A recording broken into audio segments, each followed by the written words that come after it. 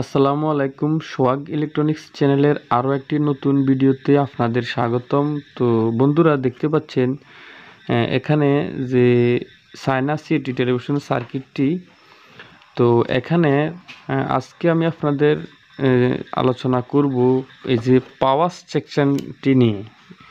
এই যে power section হচ্ছে এখান থেকে এই যে বর্ডারটি দেখতে পাচ্ছেন, এই বর্ডারটি হচ্ছে পাওয়ার সেকশনের প্রাইমারি সেকশন। তো বন্ধুরা এখানে পাওয়ার সেকশনে প্রাইমারি সেকশনে অনেকে আপনারা এটি ড্যামেজ হয়ে গেলে আপনারা ক্যালি ব্যবহার করেন। তো বন্ধুরা ক্যালি ব্যবহার না করে সম্পূর্ণরূপে যে পাওয়ার সেকশনটি যদি আপনি ওকে করতে পারেন তাহলে কিন্তু আপনার টেলিভিশনের সার্কিটটি কিন্তু অনেক ভালো থাকবে এবং সেকেন্ডারি সেকশনে ভোল্টেজগুলো অ্যাকুরেট সাপ্লাই থাকবে এবং পাওয়ার সেকশনের অরিজিনাল পাওয়ার সাপ্লাই দিয়া সার্কিটটি অন থাকলে খুবই ভালো হয়। তো যারা আপনারা পারেন না কি করেন, ক্যালি দিয়ে এটি স্টার্ট করিয়ে দেন। তো তাদেরকে আমি এই ভিডিওর মাধ্যমে বোঝাতে যাচ্ছি যে পাওয়ার সেকশনটি কিভাবে কাজ করলে আপনি খুব ক্লিয়ারলি বুঝতে পারবেন এবং খুবই সহজভাবে কাজটি করতে পারবেন। তো বন্ধুরা এখানে আপনারা যারা মাল্টিমিটারের কাজ বা মাল্টিমিটারের মাপ বোঝেন তারা স্টেপ বাই স্টেপ ভিডিওটি দেখতে থাকুন। আমি আপনাদের এটি এ টু জেড আলোচনা করে আমি আপনাদেরকে বোঝাচ্ছি। তো বন্ধুরা আপনারা এখানে পাওয়ারের যে এই নকটি দেখতে পাচ্ছেন, এটি হচ্ছে পাওয়ারের 220 ভোল্টের নক। প্রথমে এই জায়গায় কানেকশানটি আপনারা দিবেন। দেওয়ার পর এখানে ফিউজ আছে, ফিউজ চেক করে এই যে এখানে একটি কয়েল দেখতে পাচ্ছেন, এই যে এটি হচ্ছে কয়েল, এই যে এটি হচ্ছে কয়েল। তো কয়েলের এখানে ভোল্টেজটি সরাসরি 220 ভোল্ট আসবে এখান থেকে। এখানে কয়েলের এপাশ থেকে ওপাশে সাপ্লাই হয়ে এখানে একটি ডিগেজিং কয়েল রয়েছে। তো এই ডিগেজিং কয়েলটি আপনি বাদ দেন। এখান থেকে এই যে রেকটিফায়ার ডায়োড দেখতে পাচ্ছেন, এখানে 4টি রেকটিফায়ার ডায়োড রয়েছে এবং এই 4টি রেকটিফায়ার ডায়োড ঠিক থাকলে এখান থেকে এটি এসি থেকে ডিসিতে রূপান্তরিত হয়ে এই যে মেইন ফিল্টার কন্ডেন্সারটি রয়েছে এখানে 300 ভোল্টের আশপাশ আসবে। তো এই পর্যন্ত আপনারা ক্লিয়ারলি থাকুন। এরপর এখানে দুটি রেজিস্ট্যান্স রয়েছে, এই যে দেখতে পাচ্ছেন এখানে দুটি রেজিস্ট্যান্স রয়েছে সিরিঞ্জে 120K রেজিস্ট্যান্স। তো এই দুটি রেজিস্ট্যান্স আপনারা চেক করে নেবেন এবং পিসিবি থেকে রেজিস্ট্যান্সগুলো খুলে আপনারা মিটার দিয়ে চেক করে নেবেন যে এটি 120K ঠিকঠাক আছে কি না। তো এই রেজিস্ট্যান্সটি চেক করে নেওয়ার পর আপনারা সরাসরি এই যে এখানে পাওয়ার যে এসটিআর থাকে অথবা ট্রানজিস্টর থাকে, তো এসটিআর পাওয়ার সাপ্লাই খুব কমই হয়, ট্রানজিস্টর পাওয়ার সাপ্লাই বেশি থাকে।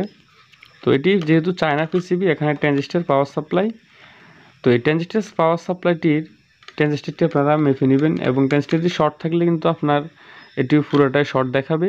আর কাজটি আপনারা সিরিঞ্জে করবেন তাহলে কিন্তু আপনার আর কোনো সমস্যা হবে না। এরপর এখানে যে একটি 220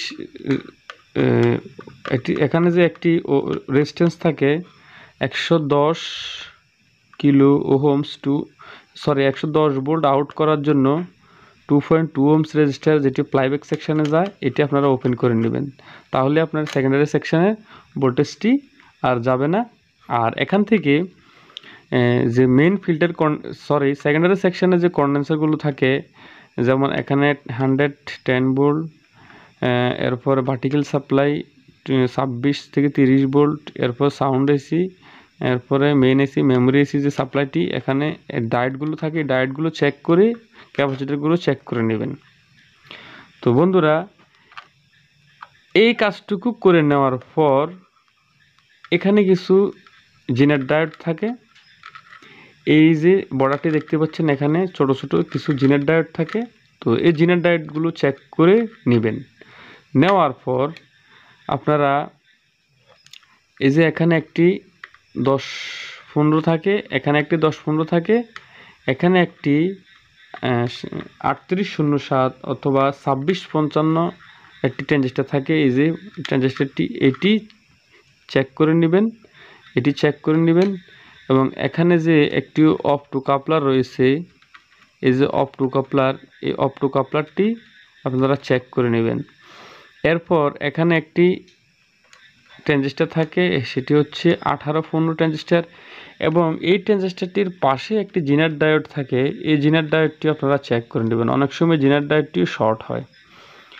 তো এগুলা যদি ঠিক থাকে তখন আপনি নতুন ট্রানজিস্টরটি লাগাবেন, এবং ট্রানজিস্টরটি লাগানোর পর আপনার এখানে অবশ্যই সেকেন্ডারি সেকশনে ভোল্টেজগুলো ঠিকঠাক আউট হবে। আর আরও একটি কথা হচ্ছে, এখানে যে দুটি বুস্টার থাকে 102 অথবা 680 কি দুটি বুস্টার থাকে, এখানে দুটি বুস্টার যদি শর্ট থাকে তাহলে কিন্তু আপনার ভোল্টেজটি কিন্তু এখানে সেকেন্ডারি সেকশনে আউট হয় না। এখানে দুটি বুস্টার থাকে, এই দুটি বুস্টার হয়তো নতুন করে লাগাবেন, আর নতুবা দুটি বুস্টার খুলে ফেলে দিলেও কোনো সমস্যা হবে না। তো এই দুটি বুস্টার শর্ট হলেও কিন্তু আপনার এখানে সেকেন্ডারি সেকশনে ভোল্টেজটি আসবে না। তো বুস্টার লাগালেও আপনার কোনো সমস্যা নেই, আর না লাগালেও কোনো সমস্যা নেই। যদি বুস্টারগুলো না থাকে তাহলে এগুলো দুটি খুলে ফেলে দিবেন, দেওয়ার পর এখানে আপনার এখানে সেকেন্ডারি সেকশনে ভোল্টেজটি চলে আসবে। তো বন্ধুরা, আপনারা এইভাবে কাজ করলে অবশ্যই পাওয়ার সেকশনে কাজ করতে পারবেন। আর যদি আপনারা বুঝতে অসুবিধা হয় তাহলে আমাকে কমেন্ট করে জানাবেন। আর যারা ভিডিওটি শেষ পর্যন্ত দেখেছেন তাদেরকে অসংখ্য ধন্যবাদ।